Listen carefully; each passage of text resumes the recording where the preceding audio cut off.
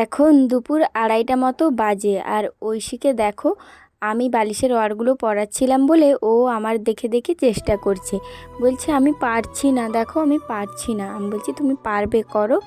ও আমার দেখেই শুরু করেছে প্রথমে, তারপর যখন পারছে না তখন মানে ওর এনার্জি লস হয়ে যাচ্ছে। আর এদিকে দেখো একটু ঘুম পাড়িয়েছিলাম, জানি না ঘুম মানে ওই 15-20 মিনিট ঘুমানোর পরে উঠে এত চিৎকার করছে, এত খিটখিট করছে, যেন মানে ও বোঝাতে পারছে না ওর কী অসুবিধা হচ্ছে, শুধু বলছে কোলে নাও, কোলে নিয়ে ঘোরো।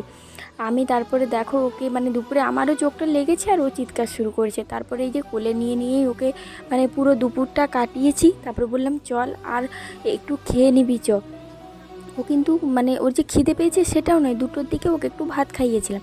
এই যে দেখছো কোনো মতেই মানে কোলে যে চিটে আছে, কোলে চেটা মানে ওই ভাবটা ছাড়বে না। তারপর আমারও হাত ধরে গেছে, হাতে মানে শিরায় মানে ব্যথা শুরু হয়ে গেছে এরকম, আর কতক্ষণ কোলে নিয়ে থাকবো সেটাও বলো।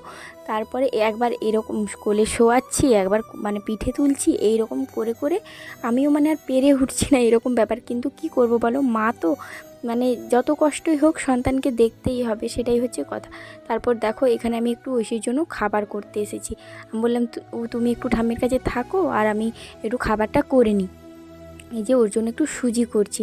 ওকে যে খাওয়ানোর কিছুই পায় না জানো তো, রুটি যে দেবো রুটি খায় না, মানে আর গমের জিনিস ওকে বেশি দেওয়া চলবেও না। তারপর খাবারটা ঠান্ডা হতে দিয়ে আমি এখানে একটু বসে আছি, মানে এত মনটা খারাপ লাগছে, আর এত আমারও মানে হাতের শিরা, কোমর, পিঠ মানে প্রত্যেকটা জায়গা মানে সেই যেন টান ধরে গেছে এরকম একটা, মানে এত কষ্ট হচ্ছে। তারপরে মানে ঐশীর ঠাম্মিকে বলছি যে আজকেও একটা যন্ত্রণার ওষুধ খেতে হবে, না হলে থাকতে পারছি না, মানে এত যন্ত্রণা করছে।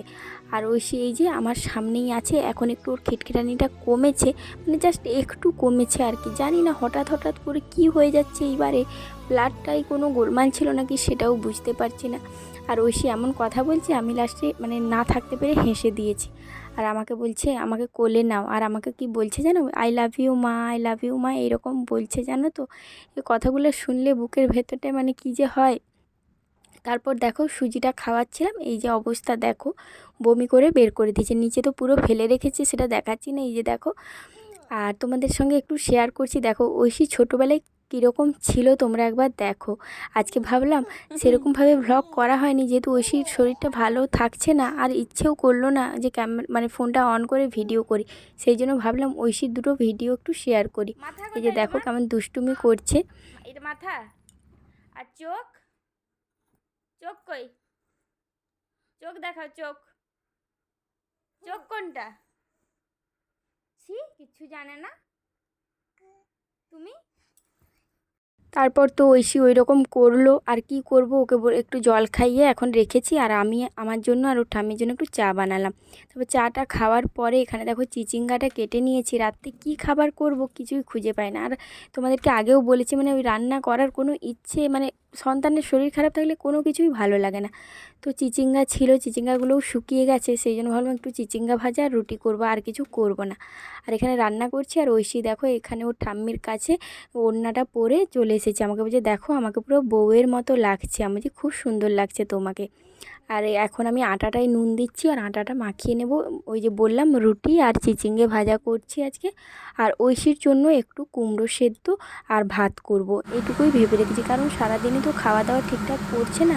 আর সত্যি কথা বলতে ওকে তো কোনো সবজি সেরকম দিতে পারি না, সেই জন্য ও কুমড়োটা খেতে ভালোবাসে একটু, তাই কুমড়ো সেদ্ধ আর ভাতটা রাত্রে একটু খাওয়ানোর চেষ্টা করি।